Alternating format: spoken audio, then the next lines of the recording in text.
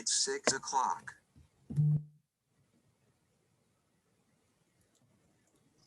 Okay, thank you. He's gonna have to buy a sticker now, so.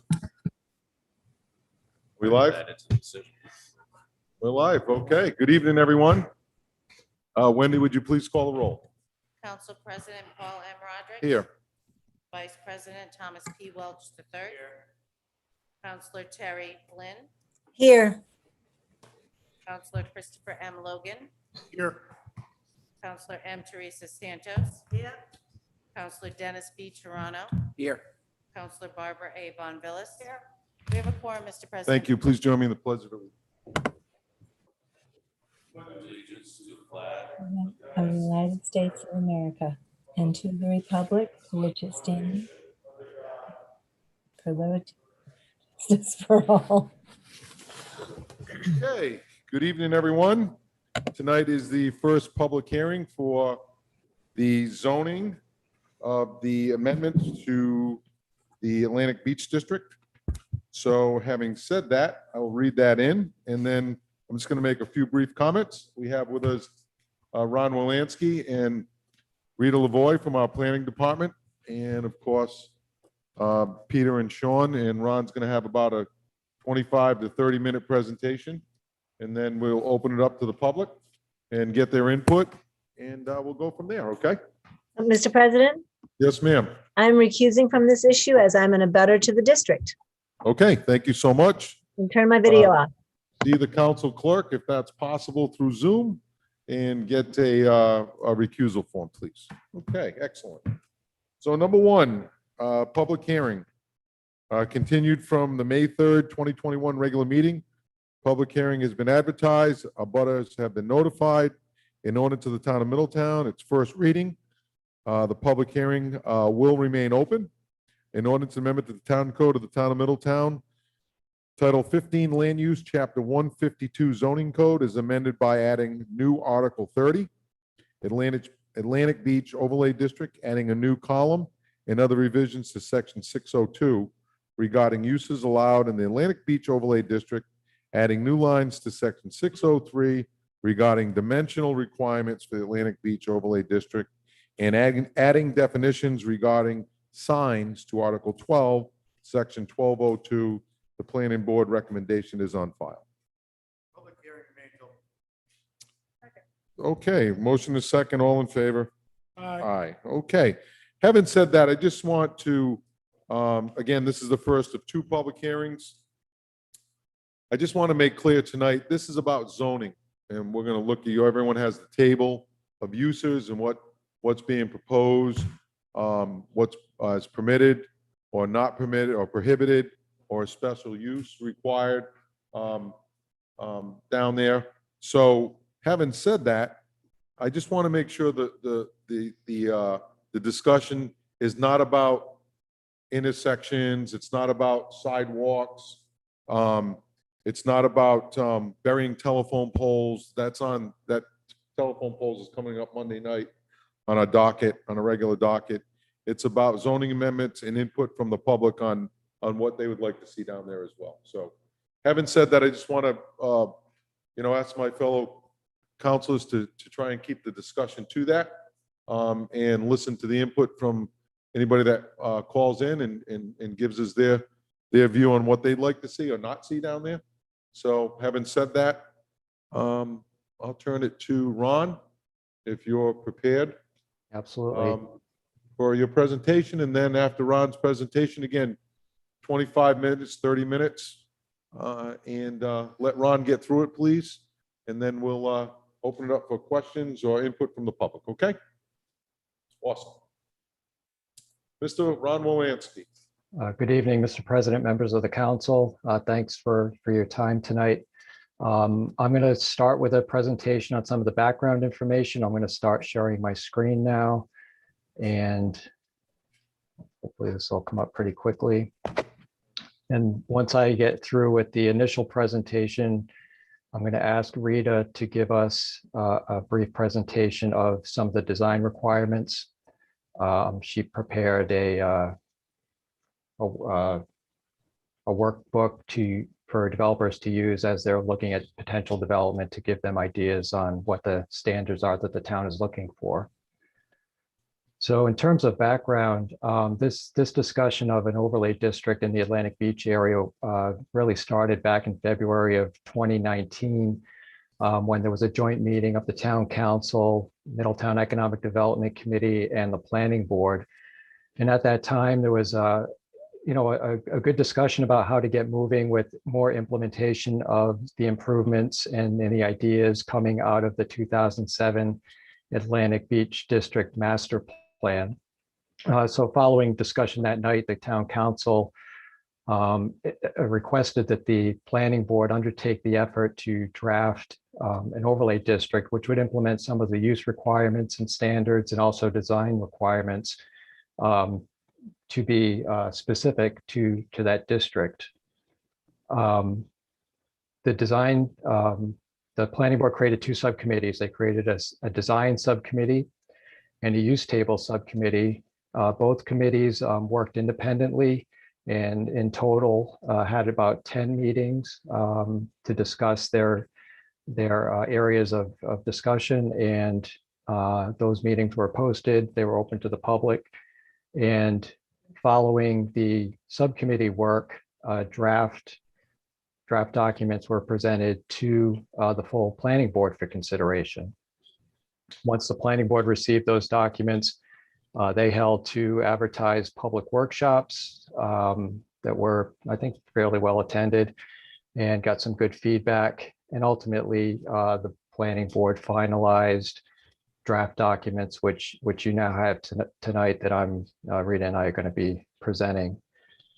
And of course, any recommendations, any proposed changes that come out of tonight's meeting, that's really what the public hearing is for and what the council discussion is for. So certainly happy to entertain any ideas.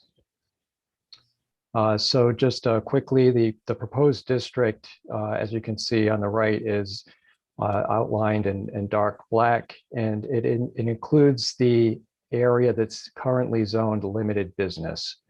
It's the exact same boundaries as the limited business district, because this is intended to be an overlay of that district. There are some properties directly abutting the business district that might be used as businesses right now, but those properties are not zoned limited business. For example, there's I know at least one, maybe two properties with commercial buildings on them that are zoned residential. So just to be clear, the overlay district will comply and match up with the limited business district. If in the future, assuming the overlay is adopted, in the future, if any zoning changes on abutting properties that might bring those into limited business, then the overlay district could also be expanded to include those properties. So again, back to the 2007 Atlantic Beach Master Plan. The purpose of that plan was to provide ideas to transform the area into a vibrant, walkable commercial area, capitalizing on its relative dense development pattern, and of course, proximity to beaches and other attractions in the city of Newport. The vision that was discussed in that plan, again, was to become a more pedestrian-oriented, attractive, and vibrant commercial village to serve the influx of seasonal visitors, the surrounding residential neighborhood, and the town. And I'll just point out that as we were drafting the zoning ordinance, there was discussion about this particular language where it talks about a vibrant commercial village. So you'll see in the draft that in the purpose statement for the ordinance, it actually says a mixed use village. There was a discussion that more accurately reflects the purpose of the village and what's going on in the area right now. The goals out of the master plan were to develop safety and aesthetic improvements, improve study traffic flow and parking, identify opportunities to capitalize on the district, so similar to the language I just read, and then identify options to promote private development that will be consistent with the vision of the district, including opportunities to promote appropriate mix of uses, buildings, and site design. And I'll just point out too, the language certainly does indicate the need to not only address the needs of visitors, but it does reference the need to benefit local residents and the town's tax base. So this language that's outside of the master plan, this language, some of it was incorporated directly into the 2015 comprehensive plan and the economic development element. And I won't read all of these to you. I'll just, indicate that the action items listed on the screen do indicate that the town is seeking to implement the recommendations of the Atlantic Beach District Master Plan. So that is supported by the town's comprehensive plan. So getting into the actual amendments that we're talking about tonight, there'll be a proposed new Article 30, Atlantic Beach Overlay District. You have the draft with you tonight, and it will, again, be a new section in the zoning ordinance. It will also reference the design guidelines that I talked about earlier that Rita will go through. I'll go through a little bit more detail on Article 30 in the next slide. It'll amend Article 12, sign ordinance with some minor revisions to the definitions. In the middle there, that's the design manual I just referenced. In section 602, which is the use table in the zoning ordinance, there's a new column that is proposed to be added specific to the Atlantic Beach District. So I'll get a little bit more into that in a minute. And then finally, section 603, which is dimensional requirements, a couple of minor revisions proposed to that section for the Atlantic Beach District, which would be some reductions in rear setbacks and side setbacks to allow for a little more flexibility in developing in that area. And I'll just note now, in case I forget later, one of the keys that the planning board was trying to focus on was providing that flexibility in development pattern on the lots to allow for preservation of views whenever possible. So that's really the reason for that flexibility. So this is an overview of what's contained in Article 30. Again, I'm not going to read the slide to you. I'll just make note that in section 3001 uses, there are some proposed limitations on uses in Article 30 and also in the use table. And just as examples of some of the more significant proposed revisions, hotel buildings would be required to include commercial space on first floors. Again, this goes back to earlier discussions where there was concern about hotels being developed, but no supporting retail or other uses in the area. So the draft does include a requirement that if there is a hotel building, at least a portion of the first floor must be dedicated to some other use, whether it's retail or office. The number of hotel rooms in the district is proposed to be limited, and the number that's in the draft right now is 257 rooms. And where that's coming from is the number of rooms that are in existence today, as well as the number of rooms that were in the pipeline when this was drafted in the review process or recently approved, but not yet constructed. And I think due to COVID and other issues, that number I don't think has changed at all. The projects that were in consideration back a year and a half or 2 years ago are still, they're still hanging out there. And I think this number is probably still good. Boarding of animals would be prohibited. Wind turbines would be prohibited. Rooming houses, dormitories would be prohibited. Contractors, warehousing, auto repair shops and car washes, commercial catering operations. So these are all uses that the planning board feels would not necessarily be appropriate in this particular village district. It doesn't mean that they're not appropriate in other limited business districts or elsewhere in town, but for this small area, the Atlantic Beach District, the board felt that those were not appropriate uses. The next section, 3002, is the design requirements, and it addresses building design, site design, parking lot requirements, landscaping, lighting, signs. So Rita will go a little bit more in depth as she reviews the design manual for you. And again, here's just some of the highlights of the design requirements. Flat roof buildings would be prohibited. There would be a little bit of a change in the percentage of windows that would be required. Box-like structures would be prohibited. Encouraging pedestrian activity through seating and other means. As I mentioned, preservation of scenic views is a high priority.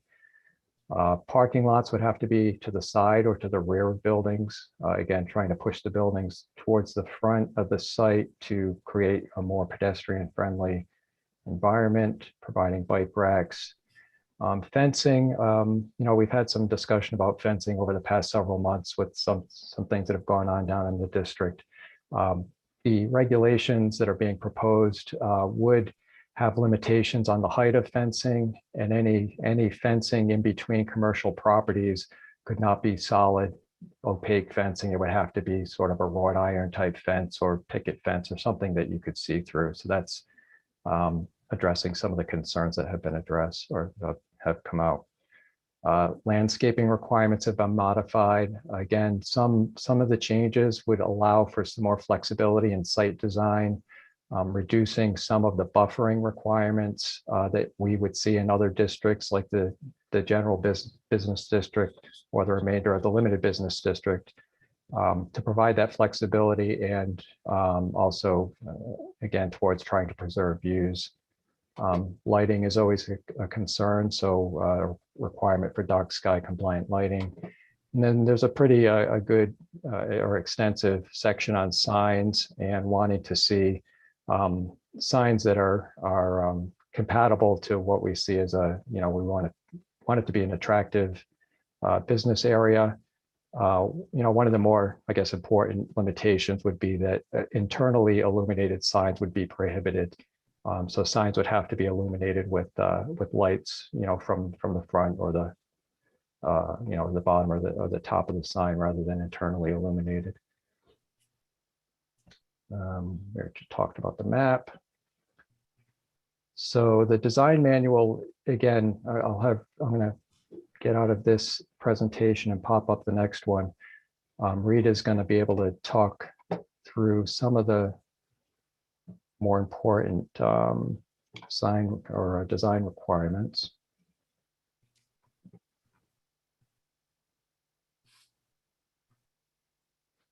Can you all see this design manual slide? Yes. Great. So Rita, if you want to go ahead and unmute yourself, I'll walk through the slides for you and have you give us the highlights. Okay, great. Thank you, Ron. Good evening, everyone. Rita Lavoie, Principal Planner and GIS Manager. This set of slides depicts the Atlantic Beach District Design Manual. And what it is really doing is representing that section in Article 30 that is specific to site design, building design, and other design criteria in a visual way so that it's very clear what the planning board is seeking and what the vision for the area is. So it mimics the language that Ron was just showing you in Article 30, but uses graphics and other depictions to get the point across. So here again is just the Atlantic Beach District vision and the map. And then it continues on to start at the first slide where the building design is reviewed. And what we did here is just break out the pieces of Article 30 into categories of encouraged, required, and prohibited to explicitly spell out what the language in Article 30 says, and then provide the images to give some reference. So for example, for building design, the language specifies that traditional architectural style should be used. So it gives an example of required types of buildings like colonial, Georgian, federal, Greek revival, shingle style, and Victorian. And then provides depictions. And then it says that what is encouraged in building design is breaking the building mass into smaller forms. But what is encouraged is making sure that roof slope materials, color are compatible with traditional architectural styles, and that there's greater transparency of the facade at ground level. That's to add visual interest at the pedestrian level. And true or divided light windows are necessary, and entrances must be on the front facade, accessible from the public sidewalk. This all goes back to making a vibrant pedestrian-centered area. And then adds additional requirements that any type of wireless communication facilities must be disguised, and accessory and principal buildings must be design compatible. What the building design is doing is adding onto our current commercial design regulations, and just for the Atlantic Beach District, adding these additional requirements on top of it. A lot of these required items are just an enhancement of what is in our current design requirements, where the design requirements might say something that might be preferred, or have language that's a little bit more open-ended. This is specifying a little bit more explicitly what is required for the district. For example, in our current design regulations, flat roofs may be allowed if approved by the planning board, but here flat roofs would be under the prohibited category. Also, there'd be no unbroken expanses of wall, no non-traditional building materials unless granted a waiver. And prohibited is any type of large box with repetition. So we'll move on to examples of the building style. These are the styles that were called out in the last slide. These are from the National Park Service. Some of these are from around Aquidneck Island, colonial, federal, Victorian, Georgian, Greek revival, or shingle style. And then the next slide shows local design examples following those same patterns. So in Middletown, we already see some commercial buildings featuring these natural wood siding, wood clapboard, stone, and brick. And examples of decorative elements that are used include porticos, turrets, oculus windows, and commercial design that incorporates display windows, awnings, arcades, or other visual interest elements. And roof forms are pitched, and the mass is broken into smaller forms, and lighting is appropriate in design and scale. On the next slide, we talk about the site design.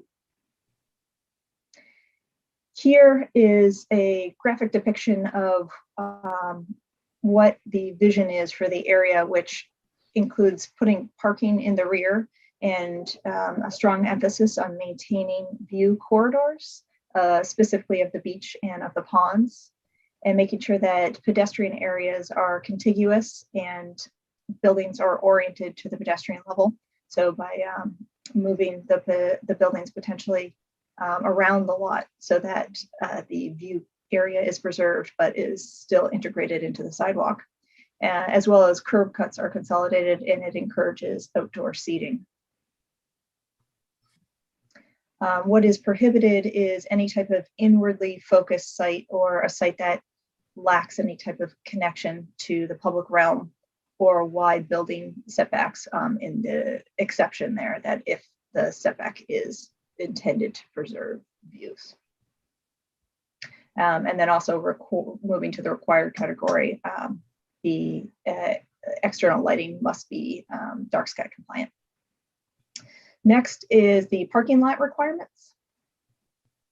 So in this case, what is encouraged are electrical vehicle charging stations and preservation of any existing trees. In some of the design requirements, parking lot trees are not going to be required, and that is to help preserve the viewscape. But if there's existing trees, that is encouraged. And making sure that safe and well-defined pedestrian areas are continued across parking lots and driveways, and then consolidation of curb cuts to make it a more pedestrian-oriented area. What is required are bicycle racks, and that is actually in our current regulations now. We have a requirement for bicycle racks based on the number of parking spaces available. And use of landscaping is now required to soften the edges of the parking lot, Also, there must be consideration for ride share drop-off areas that are off of the public way, and that's because this area is more sensitive to traffic. And sidewalk materials must be maintained across the driveway, and the parking lot tree requirement was reduced down to 1 parking lot tree for every 10 parking spaces. What is prohibited, it would be any type of vehicle parking drop-off areas located on the front of the building. And on the next slide, we get into screening and fencing. And this is, again, intended to maintain the views. So what is encouraged here is vegetation rather than fencing to accomplish any type of screening requirement. And required would be any type of low fencing. So it must preserve vistas, and screening between residential and commercial uses is required, but screening between commercial and commercial is no longer required in this district. High quality fencing material is required, and prohibited would be any type of opaque screening along commercial property use lines. And then finally, screening that blocks views or divides the continuity of the streetscape would be prohibited. And landscaping. The language here was just strengthened to maintain the focus on coastal vegetation, and that it should be used to soften or screen the appearance of parking areas. What is encouraged is the use of Middletown Tree Commission planting recommendations, but it is not required. What is required is that the species are native to Rhode Island, and that landscape buffering can be reduced to encourage pedestrian activity, and wide and low plantings with the intention of preserving coastal views. Planting must be integrated with lighting to create a cohesive site, and landscaping must be used to hide or soften the space around vehicle facilities. And landscaping for environmental controls, such as rain gardens or pest management practices, swales is a required item. A prohibited would be anything tall or opaque, trees that block coastal views, and of course, invasive species. Some of this is already called out in our current regulations, but just more explicitly strengthened here. And the final element is signage. So this was a large section of Article 30, where it really took a more holistic look at how signs should be used in the district, and came up with a recommendation that signs need to be constructed out of natural materials or synthetic that is meant to mimic natural materials. What is encouraged is that color and design must be keeping with the district, and that creativity in signage is encouraged as long as it falls within these guidelines. What's required is the signage must be of pedestrian scale instead of larger auto-oriented or up too high, and compatible with the visual architecture and styles of the building. And illumination must be shielded or directed downward at the sign, and that is opposed to any type of internally illuminated sign. So internally illuminated would be prohibited, and large signs designed for automobiles or inflatable spinners, changeable copy reader boards, pole signs. Those are currently allowable in some cases by special use permanent leave or in some other districts, and then there's explicitly called out as prohibited here. And then the other change here is that there are additional signage that have been added for this district as allowable, as it falls under the exempt from permitting section. So for the Atlantic Beach District overlay, what's being proposed is that A-frame signs, home occupation signs, menu boxes, and building tenant directory signs would be allowable. And some of those definitions were added into the zoning code to further define the size and look of those. And that is the final slide for the design manual. And I'll turn it back over to Ron.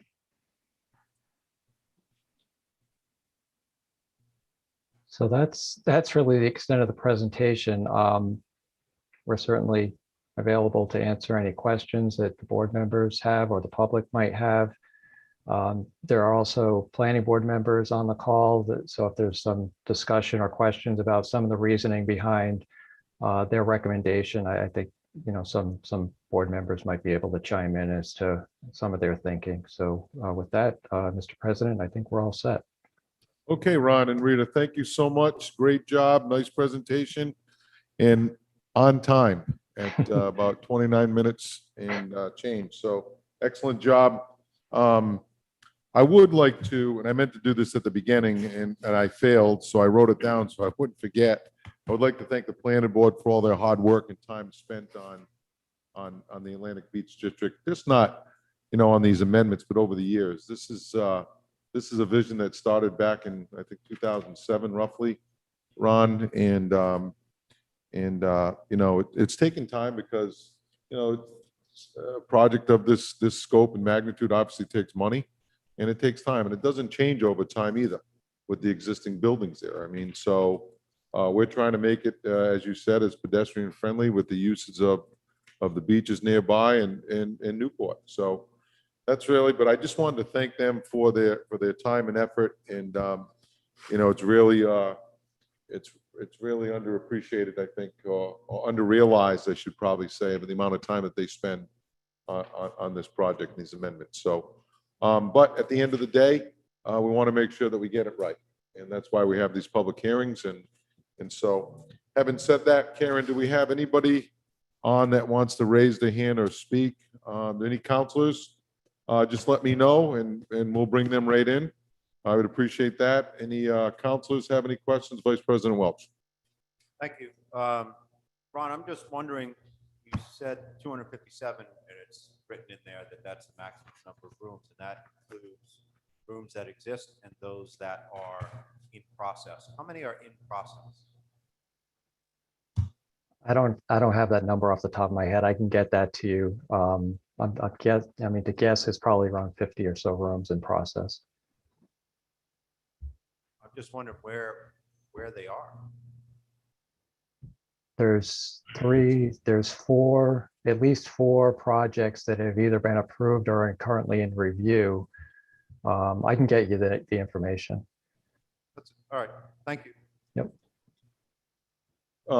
I'm just gonna, what was one of my questions was pretty much the same as the vice president's, but I want to take it a step further and say, Ron, if any of those proposed projects are rejected by the zoning board, will that number be reduced down to, say one of them has, 50 rooms and it gets rejected? Will that number be reduced from 257 to 207? I think will that be in stone? I think it would be, as it's worded now, it's written into the ordinance as that number. So, and Peter can correct me if I'm wrong, but I think you'd have to amend the ordinance to reduce that number if you wish to. That's correct. It wouldn't happen automatically. That's sort of, the ceiling is set as currently drafted at that figure. Okay, so and it was drafted at that number to accommodate. So could things we that were put in the language pipeline. in there, Mr. Solicitor, that says if any of these projects are rejected, the number of rooms will be deducted down to whatever they were proposing, Because less it's what they were proposing? because that essentially would be an amendment to the ordinance. It would have to go through the normal amendment process. So it wouldn't be something that just happens automatically or Well, we haven't self-executes. adopted the ordinance yet. Yes, but since if we adopt the ordinance with one number, changing that number down the road would require us to go through the normal process of amending the zoning ordinance with advertising and notice and those sorts of 2 hearings. It's not something that could happen automatically. But I understand, but that's my point, is that we haven't adopted this amendment yet. No. So we can amend the amendments or No, make, you or we send it back to the planning board, one of the two. you could change any of what's in front of you today, including that number. But what I'm Yes. saying, and I'm not saying it very clearly, Okay, is once you adopt, or if you adopt a specific number here, in order to change it down the road, we'd have to go through the regular amendment process. I see. Advertising, two hearings. So you- It's not something that could be built in to happen automatically. Okay, so could we say, if any of those hotels are rejected, the proposed ones, there'll be no more? I think what you would do at that point, if that happened, you would propose a new amendment to the ordinance and once again go through the process. Because under state law, whenever we make any change to the zoning code, there's a specific process that we have to follow with notice and advertising and public hearings. So we can't, I understand what you're saying. And if I drafted a self-executing amendment that was built into this ordinance, in my opinion, it would not be valid. And I'd rather. Well, I don't think, I understand what you're saying, Pete, because Yep. we don't know the specific number, and I understand what you're saying. Yep. This is the proposed number based on what's existing Mhm. and what's proposed. Correct. So if one of the, what you're saying is, to my question is if any one of those are rejected, we don't know what that number would be. But I think we do know what the number would be, Well, potentially. So having said that, I don't think it's fair to the town to say, to be held to a different standard than somebody that could propose it. And what I mean by that, and maybe I'm not saying it right, is if, say, one gets rejected, and then we have to stop with the public hearings. In the meantime, somebody could propose something and get another one proposed. Mhm. And that doesn't seem fair to me. And I understand the concern there in terms of the timing and having Yes. something that would be quicker. But what I'm saying is, if we did it that way, it would not, that change would not be valid because state law requires us to go through that somewhat lengthy process of sending out advertising, sending out notice to abutters, and then holding public hearings. So it's not something that I could draft language that would say that it'll change automatically if something gets rejected, but it wouldn't be enforceable. And then it leaves the town in sort of a vulnerable position. Why So- wouldn't it be, I don't mean to beat the dead horse, but I'm just not satisfied, me Be- personally, with the answer. I'm sorry, Yeah. respectfully, but why wouldn't that be I will- enforceable if it's drafted in an ordinance that's adopted? Because once again, I've got one number and one regulation, which now is going to change to a different number. And in my opinion, that change is an amendment to the ordinance that's required to go through the process. But I will research it and I will get back to the Okay. council on that to see if there is a way of doing that that would comply Okay. with the state. Oh, law. I'd appreciate Yeah, that. That's absolutely. a little more satisfying, certainly to me. I've been incorrect before, so I'll maybe double check. So Peter, would it be possible just to look at it a different way, or maybe it's the same thing, just a different number?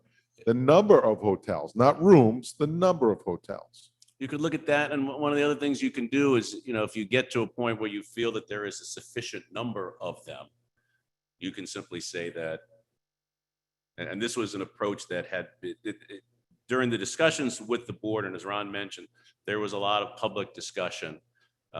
Some folks say you should just prohibit hotels altogether. Other folks said, well, no, it's the hospitality district, we should allow them. And then I think this system was an attempt to find some balance to that, to say when we get to a certain point, maybe that's where it should cut off. But there are other options that were considered that the council could consider looking at this, and one of which is to say, if we think we have enough, we don't allow anymore. But this was sort of trying to strike a balance, I think, between the different options that were presented to the board. Yeah, But I will research it and get Okay. back to you in advance of the next meeting. it just makes me feel a little handcuffed. Yeah. That's all the town, not me. Vice President. So Pete, I'm just wondering then, maybe that's where you're going is, rather than change the number, suppose you could just say that, obviously,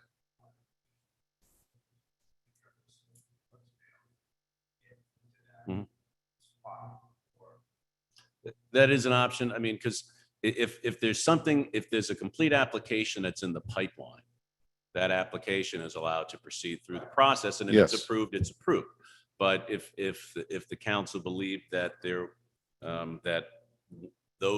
if they're approved or not approved, that there shouldn't be any more, then another way of looking at this is to simply say, that, going forward, there aren't going to be any more allowed. And That was the recommendation. I just wonder why. I mean, they picked the number and then they didn't. my recollection, and Ron certainly can weigh in here, as maybe some of the members of the planning board, was once again, there were some folks that wanted to prohibit any more hotels, some folks that wanted no restrictions on hotels, and I think this was an attempt by the board to try to come up with a middle ground. But maybe Ron can weigh in on his recollection of how we arrived at this. That's exactly right. I'll just mention that Tom's really hard to hear. I'm not sure if his mic's not on, but that's exactly it. There were two, I guess, camps of thought on hotels, and it definitely was an attempt to recognize that there are hotels in the district. For those who are suggesting or requesting that they be prohibited outright, the discussion was that creates problems for the existing hotels in terms of their ability to make modifications to their buildings and whatnot. So that was seen as an issue. So yeah, I think putting that limitation in there, recognizing the projects that were in the pipeline, and also not wanting to make them a prohibited use in the district. That's where we came up with where the board came up with this proposal. Okay, does any councilors have any other questions? Karen, does anybody have their hand raised? Oh, I have a couple of questions. I was gonna go first, but I figured I'd try something different, save it to the end, let other people have a chance to, my colleagues have a chance to ask questions. So having said that, the hotel one, Rita, you had mentioned landscaping, and is there a maintenance? I looked at the landscape and I didn't see anything about maintenance of landscaping. Does that fall under a different landscaping ordinance in our town? Yeah, that's correct. We have a landscaping maintenance requirement that is in a different section where applicants going through the development plan review process must submit a landscape maintenance plan in addition to their landscaping plan. Okay, because I looked at it and I thought, a lot of times when, you're trying to get out of somewhere and you can't see and it's not being maintained, and, I think certainly landscaping will certainly beautify that area, no doubt about it. And I'm all for that. I just want to make sure there's provisions in place for the town to have something to grab onto and say, hey, let's, you got to clean this up a little bit, so. That was something that was adopted fairly recently in the last year or so. Yeah, that's what I thought. I just wasn't sure where it fell. On the design waiver, Ron and Rita, most recently we looked at a waiver from Mr. Gallipo in reference to his Paradise Ave project, saltwood farm project, I believe it's called, because it was it was the first comprehensive community design, and that was justified. At least I thought it was. Are we going to allow any type of design waivers, or should they be prohibited? So somebody comes down and says, well, I don't want to pick from any of the designs that you guys have. I'd like a waiver from that, and I would like something else. Sometimes everything comes down to dollars and cents. So sometimes contractors want to make a little bit more money, and I don't blame them, but I don't think that should be at the design, a different design of the town. Was that talked about, or has that been talked about or considered? Yeah, so I guess I'll say the basic commercial development design standards that the town already has in place, those are contained within the planning board's subdivision and development regulations. So the planning board does have the authority to grant waivers to those requirements. In this case, any of the standards that are contained in Article 30 are going to be in the zoning ordinance, and therefore the planning board does not have the authority to waive zoning requirements. The applicant would have to go and request a variance through the zoning board of review. So it would be certainly a more onerous process for someone to request to not comply with some of this, or any one of those standards that are contained in Article 30. But there's always that opportunity for a developer to seek that relief. But it wouldn't be a waiver per se, it would be a variance. Okay. It's just my own opinion is that if the town wants it to look a certain way, and then we're granting waivers, I'm sure it's probably more of an anomaly that would happen, but somebody will come forward at some point in time and say, I'm requesting a waiver. And I know we have to trust we do trust in our boards. But sometimes, might make sense just to say no, where there's no waivers request. That's all, just a suggestion. Now, what about height? I know it's 35 feet. Can there be relief from that as well? Well, that would be the same thing. The height limitations are in the zoning ordinance. So anyone seeking relief from building height limitations would have to seek a variance from the zoning board. There's nothing in this proposal tonight that addresses the current height limitations. Okay. All right, because one of the things was, and I say to myself, just thinking out loud when I was reading that you can't have it both ways. And by that, I mean, if you're going to allow to go above 35 feet with through the zoning board, but at the same time, you can't block the views to the pond. My concern is on the west side there, on either side really, but especially on the west side, if over the years as that changes, and new businesses come in and some maybe are done away with and new buildings are put up, some of that could contradict what we're trying to accomplish there. That's all.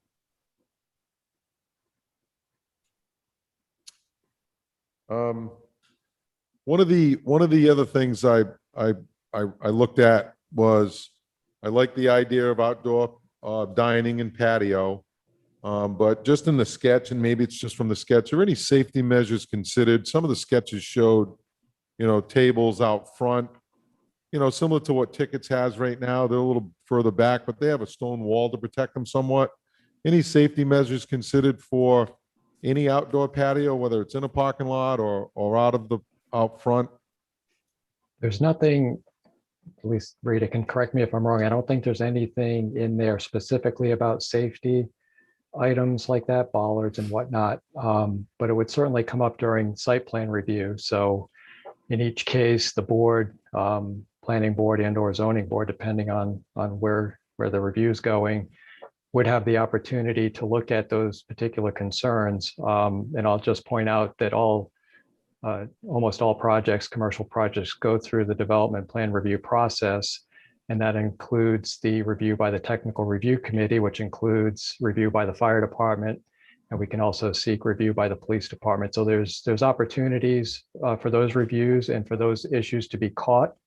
But there is nothing specific to that in the proposal tonight. Okay. And Mr. President, I can check on that. There may be provisions in the building code that that the building official Okay. would do a review of those issues for outdoor seating. So I can check with Mr. Costa to confirm that. Awesome. Thank you. And just my final question, and then we have someone that would like to speak, is will the lighting of the signs, I know there's no illumination and, maybe whether it's a canopy type light that comes over the sign and illuminates it that way.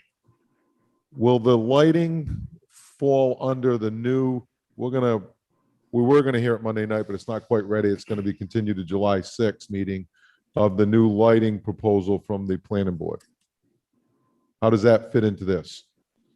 The proposal that's being considered separately would, I think, override some of the limitations or some of the some of the requirements in the proposal tonight. What you have before you tonight is a more broad discussion of lighting requirements. Again, dark sky compliant being the major component. What you have in that separate zoning ordinance is a little more prescriptive more detailed in the lighting requirements that would apply throughout the town. So those would apply in this district as well. Yeah. Are these, thank you, Ron. And I just thought it might be a good time to kind of tie them together potentially. We do have someone that would like to speak. And Karen, if you have the name. Valerie, if you could bring Valerie in. And Valerie, if you could unmute. Yes, I'm And- unmuted. And just state your name and address for the record, and good evening. Good evening, Paul. Valerie Gelb, 94 Shore Drive. I'd like to address Counselor Welch. I have some numbers for you. In 1991, the number of rooms in Middletown, Atlantic Beach District were 82. In 2017, it increased to 347, an increase of 76%. And the proposed number of rooms are 53 for 3 properties. That includes 38 Purgatory Avenue, Cohen Brothers, 42, 44, 56, Wave, which is Kirakides, Gullison, KJ's 17. That totals 53 new rooms, giving you an increase from 1991 to 2021, a 91.6% increase. So that's the number of rooms. There's also the number of hotels, and someone else might have, different figures on this, but the number of businesses and hotels make up 36% of the businesses. And it was, there were only 7 parcels in 2007. We're talking 13 parcels in 2021 based on who has, applied and who's been continued. Gullison's, for instance, has been continued since 2017 in order to get in the height restriction of 40 foot. And it still hasn't come before planning or zoning. And those are some of the issues that come up with the hotels, is this constant continuance. I have some other questions, but I'll wait to allow someone else to speak. And that was it. Thank you. Okay, thank you, Valerie. Appreciate the numbers. We have someone else, Karen. Who is it? Judith Rosenthal. So if you could bring her in and unmute Judith. Good evening. And just Yes. state your name and address for the record, please. Yes, can you hear me okay? Yes, we can, Judith. Judith Rosenthal, 99 Shore Drive. I have a couple of comments on the uses table. I have page numbers, but you may not have the same page numbers as I do. But I'll give you the heading, and I can also send you what my comments are. So Okay. in case you can't follow. Okay, so I have this page 8 under wireless communications facilities. I don't know if you have that. Okay, so a building mounted facility is defined in zoning code paragraph 400 as one that is not disguised. If the overlay only allows disguised, then by this definition, it seems misleading to the reader in the uses table. If it's allowed by right with a special use permit. Does the council wish to clarify in the overlay uses table column with a prohibited designation? It also contradicts 3002F in the ordinance, which states all wireless communication facilities in the district must be disguised facilities. I think needs some clarification there. Okay. Okay, page 10, under retail, commercial, gasoline station with convenience store. Gas stations with or without a convenience store should be considered a hazard in this small area next to our water supply. Please note that gasoline service stations, minor repairs only are prohibited in the overlay.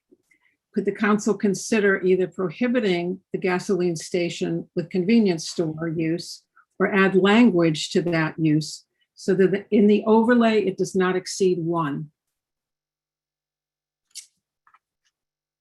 Got it? Yes, actually, Judith, just to interrupt you, I'm sorry.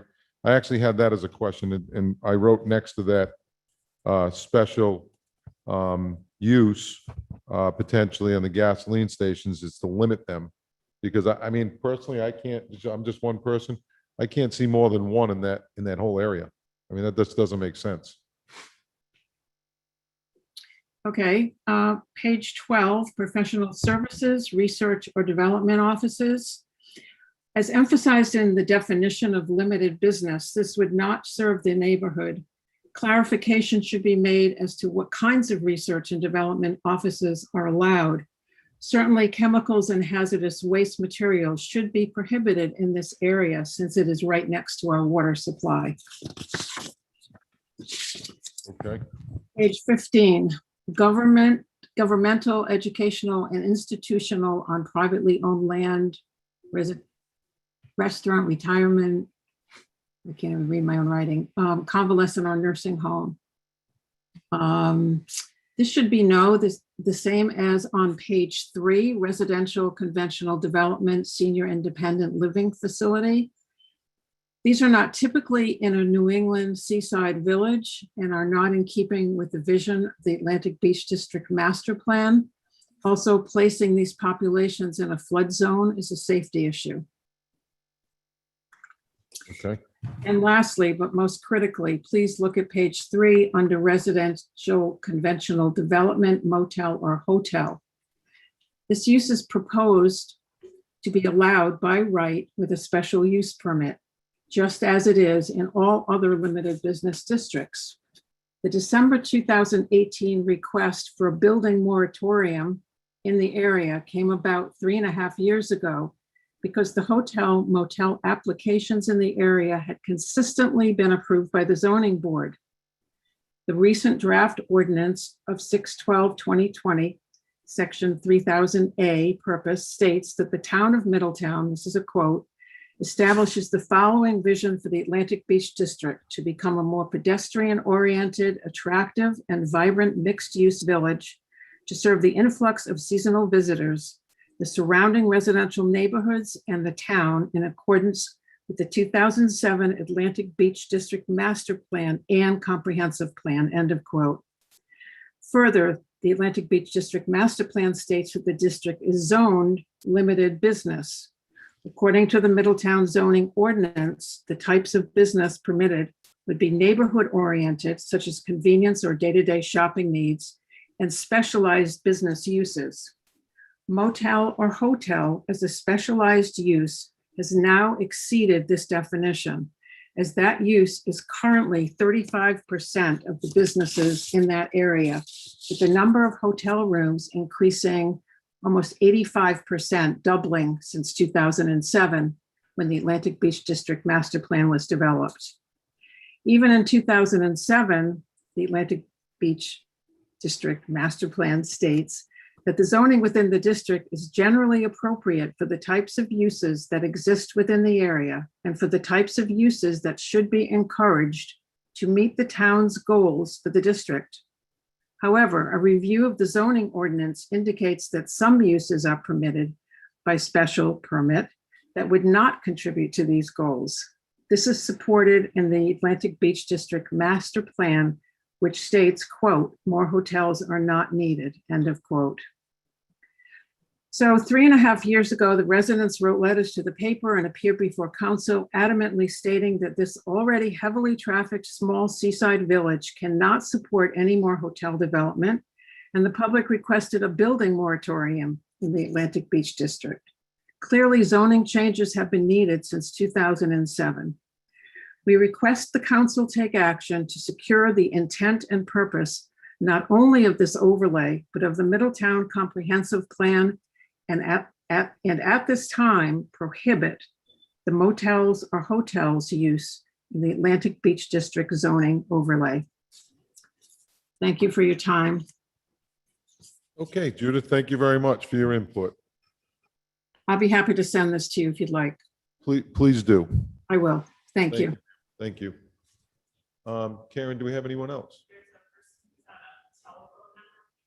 Okay, so we have someone with a phone number that would like to speak. If you could just unmute yourself and state your name and address for the record, please.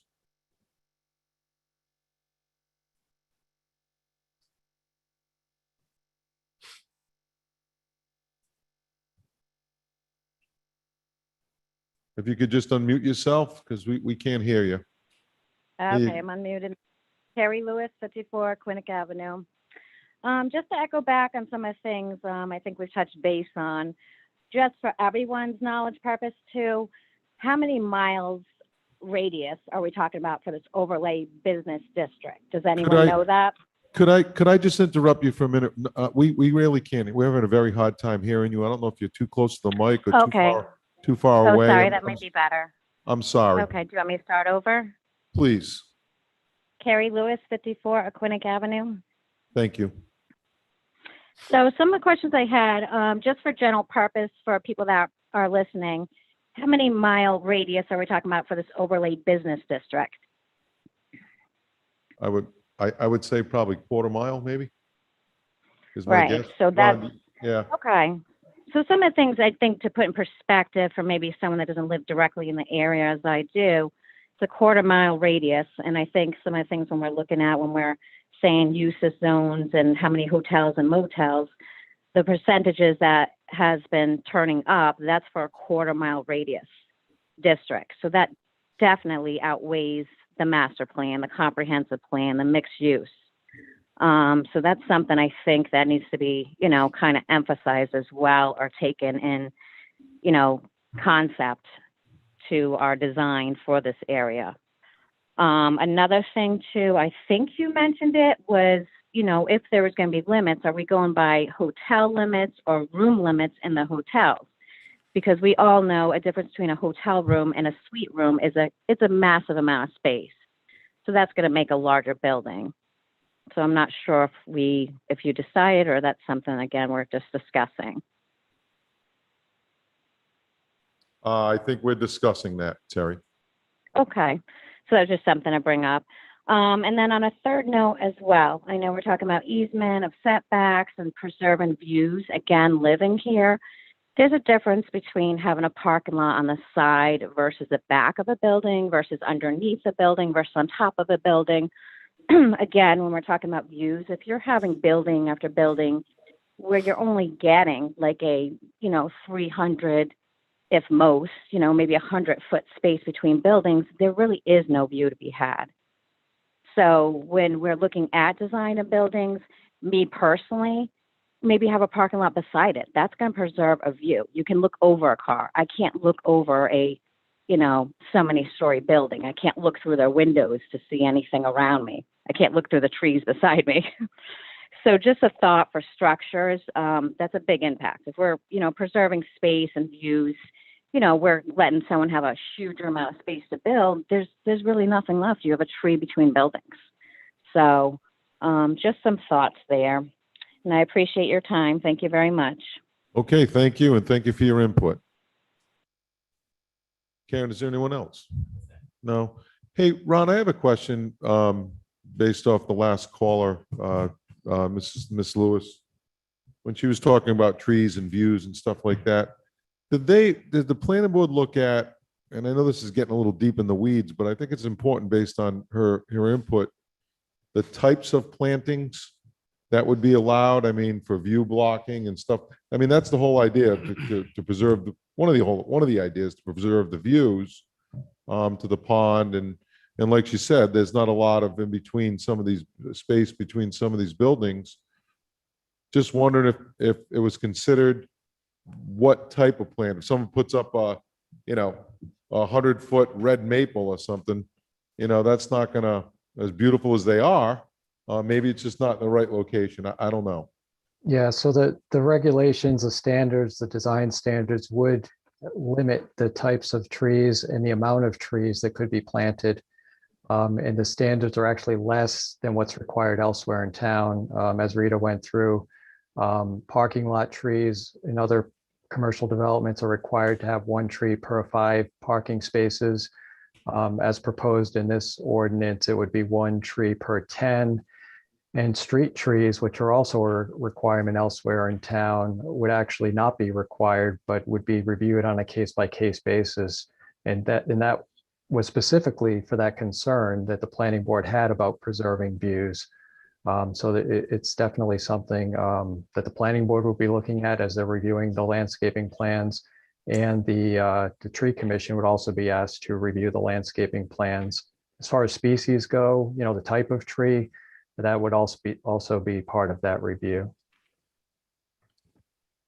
Okay, thank you very much. Is there someone else on? There is. Okay, let's bring Valerie in, please, and just state your name and address again for the record, Valerie. Valerie Gelb, 94 Shore Drive. Okay. I totally support what Carrie Lewis spoke about. She is an abutter to most of what's going on in that area. So 100% agree with Carrie and with Judith Rosenthal and her thoughts. Just a couple other areas for consideration. I'm not sure why we would have a laundromat in this area. To me, it seems it would be inappropriate and unnecessary, especially with the increased water usage, disposal of water with chemicals into our environmentally sensitive areas. So to me, that would definitely be a no. Under professional services, bank or financial institution with drive-up window ATM. For me personally, that would be, kind of a nice to have because it'd be close. However, I would also say no because there's so many challenges with traffic congestion, excessive litter, etc. And all these conditions really become aggravated by this use by right and maybe a mistake as the additional noise created from idling cars and audio exchanges would detract from the ambiance of the New England seaside village, as well as Carrie Lewis and the other residents who live there full time. Thank you very much. Okay, thank you, Valerie. Is anybody else on, Karen, who has their hand raised? Not yet. Any other counselors have any questions or input? I personally would just like to go down the list of uses really quick on things that I highlighted. Some of them had already been highlighted this evening. As far as the hotels, I had that one highlighted.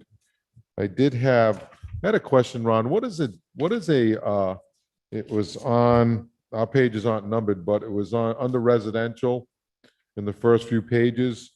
It was community residents would be allowed under a special use permit. So what does that mean? What's the difference between that and?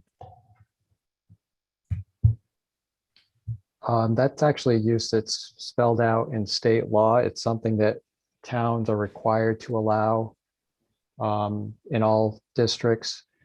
Actually, And group home. it's a group home, right? Yep. Oh, group home? Okay.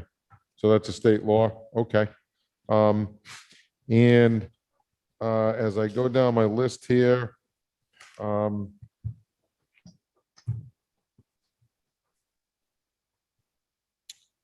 so there was one that says under manufacturing, it said food and beverage and related products, including meat products, dairy products, or bakeries, canning. What was the rationale behind not allowing like a bakery or that type of thing there? So on that use, that's specifically for manufacturing. A storefront bakery, that would not be prohibited, but for a use that's strictly for production and more of a wholesale production operation, that's really what that use, what that line is addressing. And, Okay. you know, the planning board felt that that was not appropriate, and it's not really what we're trying to accomplish in the district. Okay, because I just looked at it, when I saw a bakery, I knew it was under manufacturing, I just thought, you know, bakery, and I love sweets, so. Yeah, you no, know how that definitely. goes. Yeah, a retail type bakery where you go in and you buy a loaf of bread or a cake or something, that would be allowed. Oh, okay, because my sweet tooth was having a hard time swallowing that one. Just above that, also under manufacturing, under a special use permit would be allowed, it says handcraft / custom manufacturing or small scale craft. What is, how do you define small scale? What does that mean? I mean, you know, if somebody comes in and argues that, how do you define that? And if you don't have the answer, that's okay. I'm just things I observed as I was looking through the uses, you know? Yep. Yeah, I don't know that there's a specific definition for that use, but it's intended to be more of an artist type of operation where, again, someone's got a small retail space where they're also producing, whether it's jewelry or crafts and things like that they want to sell out of their storefront. Okay. One of the things that I'm not sure if it was Valerie or Judith, I think it was Judith that brought up that I also had circled, was under wireless communication facilities. And they're all allowed under a special use permit. And I circled them and put the word really with a question mark, because, you know, you have building mounted ones. I thought aesthetically we're trying to, you know, make it really nice looking. And, you know, even down the beach, the council recently rejected even the camouflaged wireless. So I'm not sure why we would allow any of that in this district. I don't disagree. I think that that's probably something that the council could choose to modify in the draft. Okay. Yeah, there is, you know, as was brought up, there is that statement in the design standards that certain wireless facilities should be prohibited. So I mean, personally, and I don't want to speak for the planning board, but I have no problem with making those prohibited. Okay. The next one I had is under retail commercial. General merchandise retailing activities, including department stores. And that's the one, and I know there's storage areas not, and then it says storage areas not to exceed 30% of the gross floor area over 20,000 square feet. So what does that mean? When you see department stores, it says, well, wait a minute, you know, is this really what we want there? And what do we mean by that? So I guess I would focus on the first part of that line, which is general merchandise. You know, I agree, department stores, you're probably not going to see a department store in that area. The properties are too small, the buildings are too small. But if there's a general merchandise retailing operation, and that's basically any retail store, you'd be allowed to, you know, have 30% of your floor area as storage. And that general merchandise retailing is allowed by special use permit as proposed. If it's over 20,000 square feet. If it's a store that's under 20,000 square feet, the draft, as you can see right above that, would make that a use allowed by right. So I guess I would suggest don't get hung up on department stores, because that's not really a thing.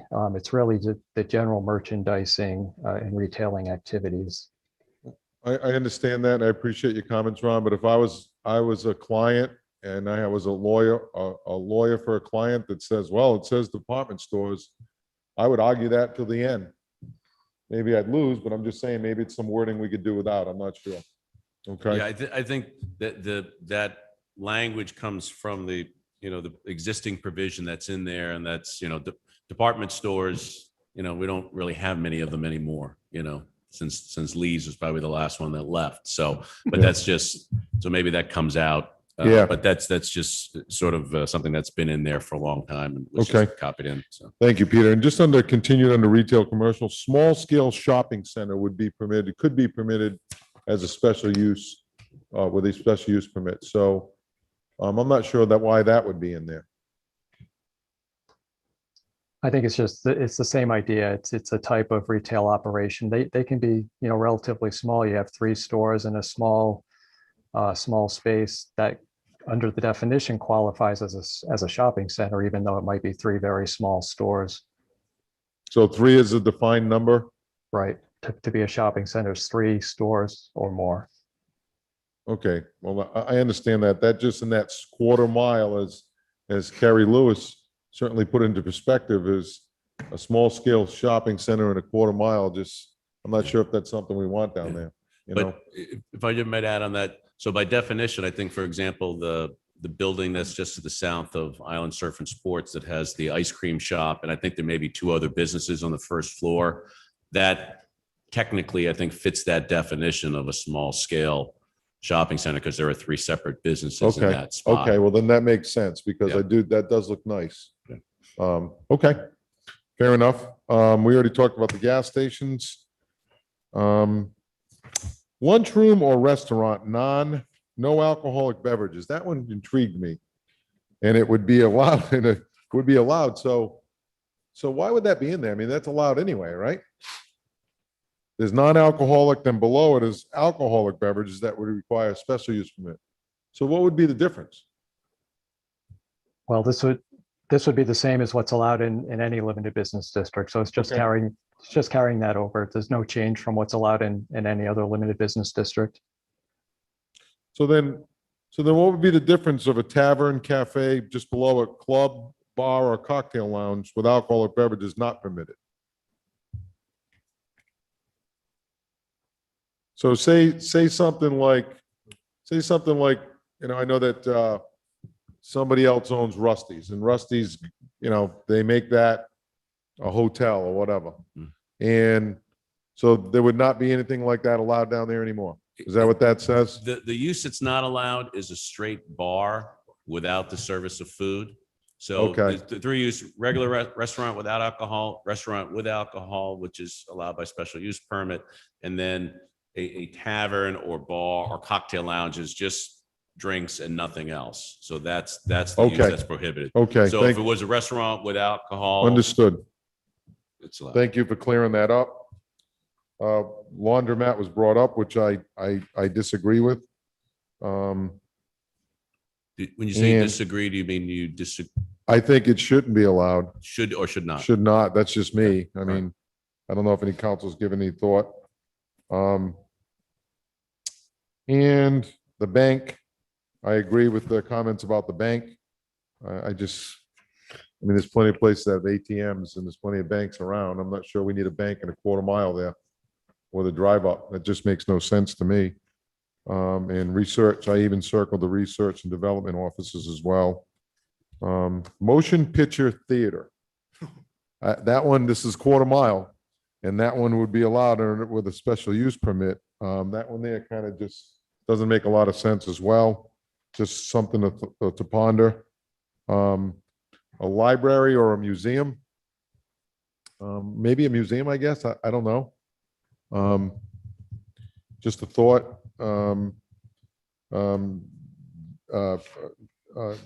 A nursery school and that type of stuff. I'm not sure. Is that what we want in there? Under a special use permit, that could be allowed. There's one there now, it's kinder care, right? Okay, maybe that's why it's there. Athletic clubs, nonprofit only, membership athletic clubs. Would we have enough parking? That type of stuff came to my mind. Hospital/medical center. I don't know why that would be there. So just something to think about. And again, I also had, I think what Judith or one of the other residents spoke about was do we really want a retirement or convalescent or nursing homes in that quarter mile? I think there were several members of the planning board who were hoping to retire to the Atlantic Beach District. Is that what it was? That was a topic of discussion among the board members. So- I'm not sure that's what the intent was when that was created. I mean, again, quarter mile, so. And, the last one is tennis or other outdoor court games. I just don't know where that goes, or what you have there, or if you have enough parking for that. Again, quarter mile. And that's pretty much what I had. just on my observations. So I don't know if any councilors have any thoughts about that or have any other suggestions or recommendations or comments. I have Council Logan. one. In regards to the rationale for breaking out bowling alleys separate from billiards and pool parlors. Why? Why was that broken out? I'm not sure I understood what the question So was. they- Could you speak into the mic a little bit, Chris, please? I apologize. Thank you. So I'm wondering what the rationale was for breaking out bowling alleys separate from billiard and pool parlors. Again, bowling alley is a very large establishment. It's not allowed. I mean, a billiard and pool parlor, would that be down in that district as a draw for recreation? Was that the rationale behind that? I think you just hit the nail on the head. The concern was that a bowling alley, that type of use is going to be in a larger building and maybe not conducive to that part of town. The feeling being that there's other places in town where that type of thing could happen. Whereas pool parlors and billiards, that is, as you just said, that's something that could be an attraction to folks that are staying in the district or visiting the district even just for the day. And then another question on exercise center without court games. Do we believe that people visiting the Atlantic Beach District are going to be there to work out? I don't see that as a good use of the space down there as well. It's going to take up a lot of room, create a lot of extra traffic. That's not necessary. And if I'm staying in a beach district at a hotel, I'm there to be at the beach, have an umbrella drink. The last thing I'm thinking about is running on a treadmill. Yeah, and most of the hotels, Chris, to your point, have They have some have kind of gyms or some type of exercise facility facility. for exercise. Just to follow up on that, one of the things that was a constant theme throughout this discussion was when you looked at the mission statement was not only to try to strike a balance between services for seasonal visitors as well as for residents.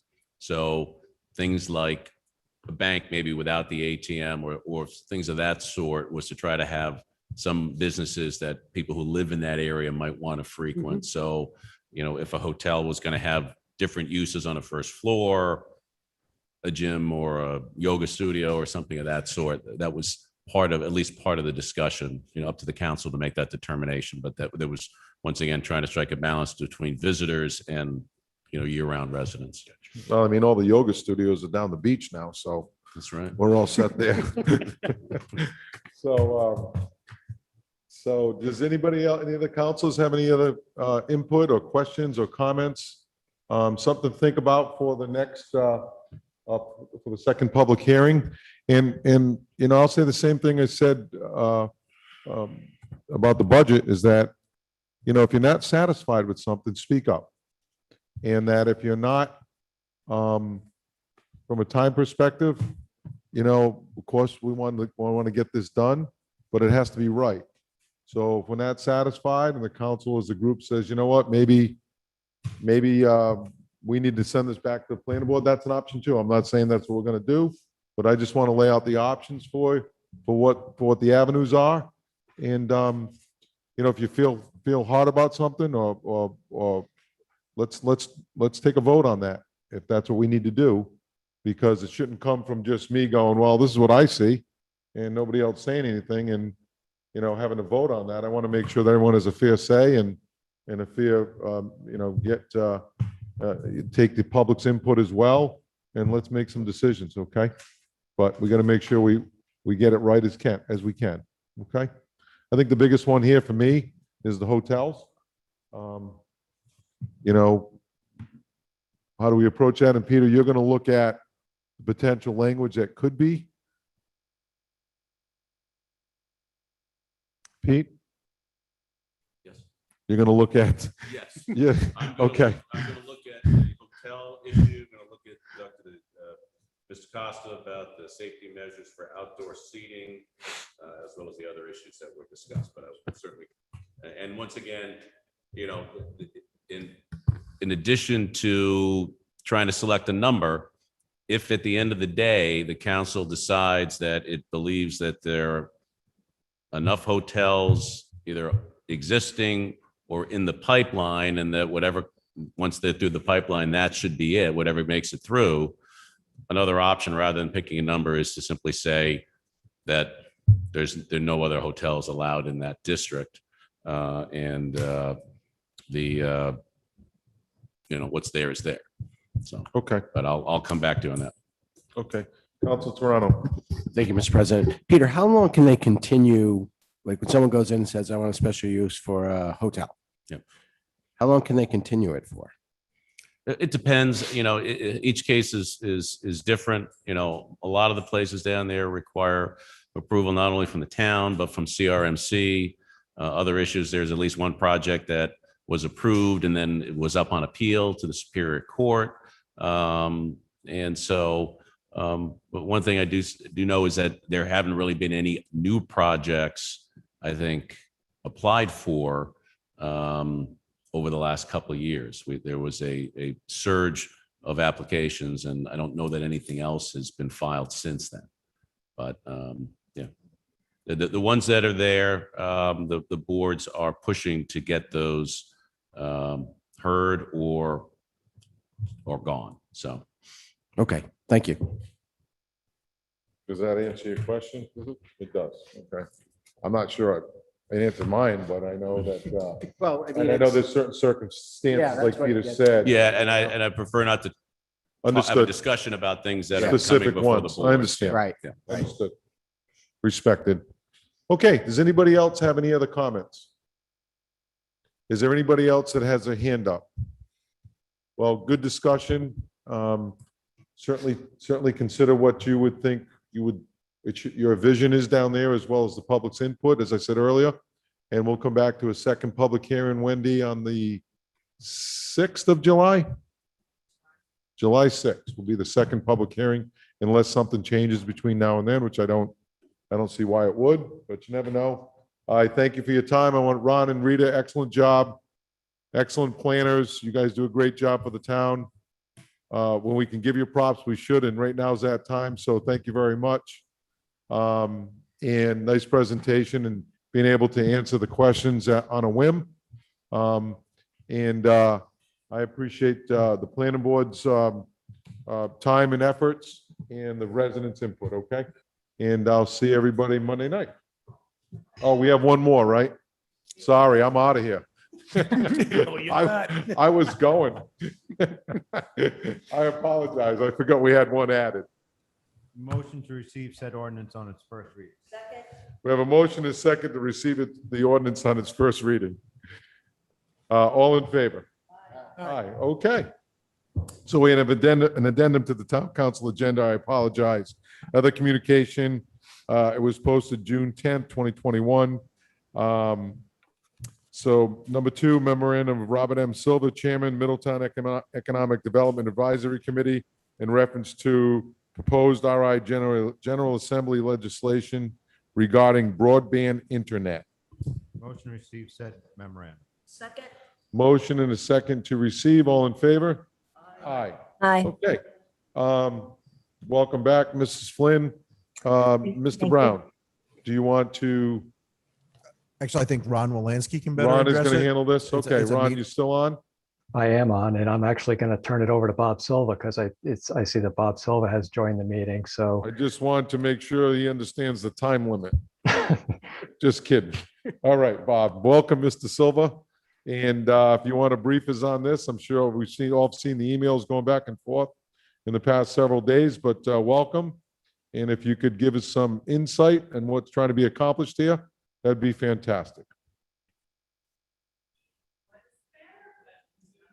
Disappeared. He's not there now? I can summarize what this is about. Thanks, So- Ron. Sure. So this is before the council because at the last Middletown Economic Development Advisory Committee meeting, there was discussion about seeking support from economic development committees across Newport County for legislation that's currently before the Rhode Island General Assembly to create a broadband coordinator and also a broadband council. As I think all of us know, broadband has been an ongoing issue in Middletown and throughout Newport County.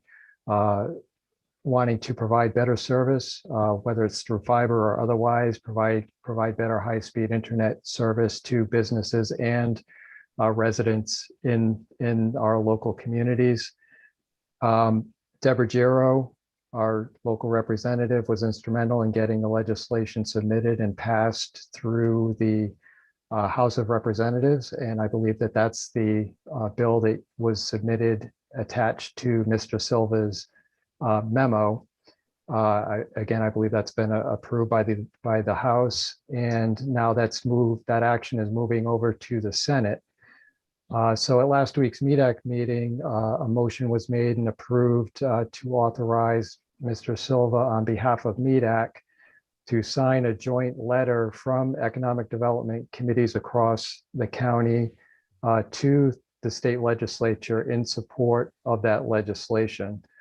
Following that vote on, I guess it was last Wednesday night, it was determined it would be appropriate to have the town council weigh in as well, and additionally authorize the submission of this letter on behalf of MEDAC and the town of Middletown. And I'll just mention too that we were hoping to have the actual letter, the draft letter. I do not have that letter yet. I know Mr. Silva was working on getting it from the gentleman who was drafting it, who I believe is on the Portsmouth Economic Development Committee. So I think tonight, the requested action would be to authorize the submission of that letter with Mr. Silva's signature on it.